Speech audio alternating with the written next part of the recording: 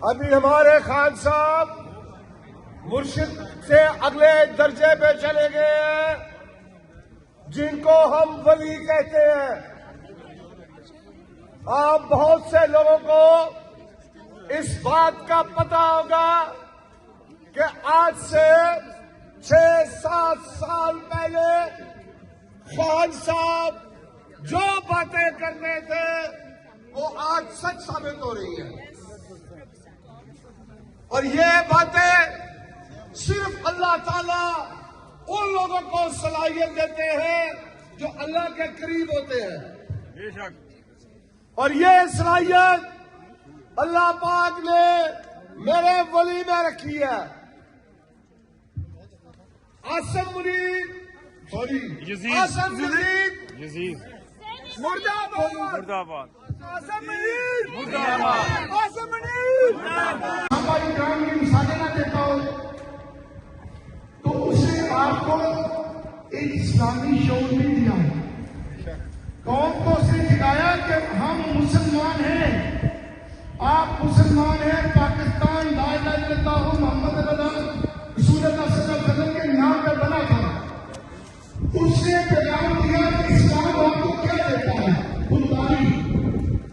اس نے سکھایا ہم کو، اور اس خودداری کے تسلسل میں وہ آپ کو مدینہ کی ریاست کا کانسیپٹ دیتا ہے۔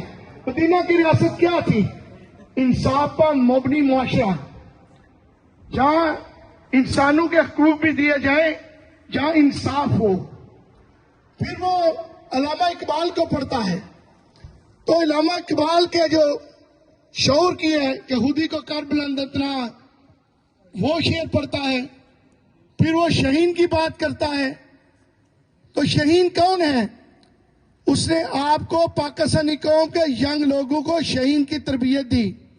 علامہ اقبال کا جو فلسفہ تھا، مت انتظار کرو، سونا تھی تو کل ہے، آپ کو ایک سیکنڈ ہی لگانا چاہیے تھا، آپ کو وہاں کو سڑکوں میں لے کے آنا چاہیے۔ آپ انتظار مت کریں، اس کی زندگی کے ساتھ مت چلیں، اللہ نہ کرے، اللہ نہ کرے میرے حکومت ہاتھ کہ خان کو اس سے زیادہ نقصان ہو۔ کل میں نے میٹنگ کی ہے ایک بڑے مشہور آپ کو پانا جس کے ہیں، ان کے ساتھ بھی حالات رہیں گے، تیرے ساتھ رہیں گے، کیسے بھی حالات رہیں گے، تیرے ساتھ رہیں گے، کیسے بھی حالات رہیں گے، تیرے ساتھ رہیں گے، کیسے بھی حالات رہیں گے، تیرے ساتھ رہیں گے۔ ایک ریاست دو دستور، نہ منظور، نہ منظور، ایک ریاست دو دستور، نہ منظور۔